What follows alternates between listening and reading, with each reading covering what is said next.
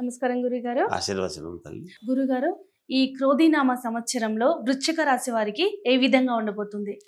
శ్రీ మహాగణాధిపతయే నమః. ఐం మహాసరస్వత్యే నమః. శ్రీ లలితాంబికాదేవియే నమః.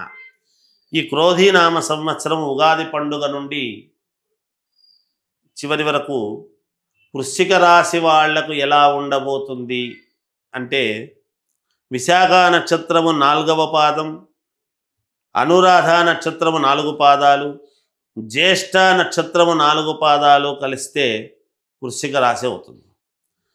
ఆదాయం 8, వ్యయము 14, రాజపూజ్యత 4, అగౌరవము 5. ఈ వృశ్చిక రాశి వాళ్లకు కొన్ని బలమైనటువంటి కోరికలు ఉంటాయి. నేను గొప్పవాళ్ళము కావాలి, మాకు గొప్పగా ఉండాలి, మా జీవనము గొప్పగా ఉండాలి, మేము ఏది వాడినా బ్రాండెడ్ వాడాలి, ఈ ఫ్లైట్ ఎక్కాలి, అక్కడికి వెళ్ళాలి, ఇక్కడికి వెళ్ళాలి అనేటువంటి కోరికలు కొంచెం బలంగా ఉంటాయి. వీళ్లకు ఆరోగ్యము, అభీష్ట సిద్ధి, తేజస్సు, పశులాభం, ఉద్యోగములో ఉన్నతి. పశువులు కాచుకునేటువంటి వాళ్లకు, రైతులకు, వీళ్లకు పశులాభం. ఉద్యోగము చేసుకునేటువంటి వాళ్లకు ఉన్నతి, ఉద్యోగ ఉన్నతి ఉంటుంది. విదేశాలకు వెళ్ళాలి అనుకునేటువంటి వాళ్ళు లక్షణముగా వెళ్ళవచ్చును, చాలా ఉపయోగపడుతుంది.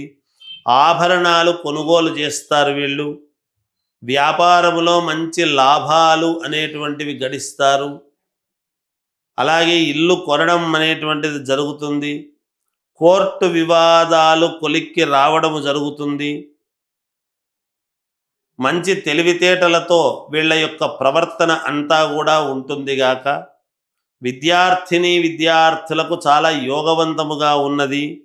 మంచి ర్యాంకు సాధించేటువంటి విధముగా ఉంటుంది. సినిమా వాళ్లకు చిన్నపాటి ఇబ్బందులు ఉన్నప్పటికీ మేలు జరిగే అవకాశమే ఎక్కువగా ఉంటుంది అని తెలియజేస్తున్నాను.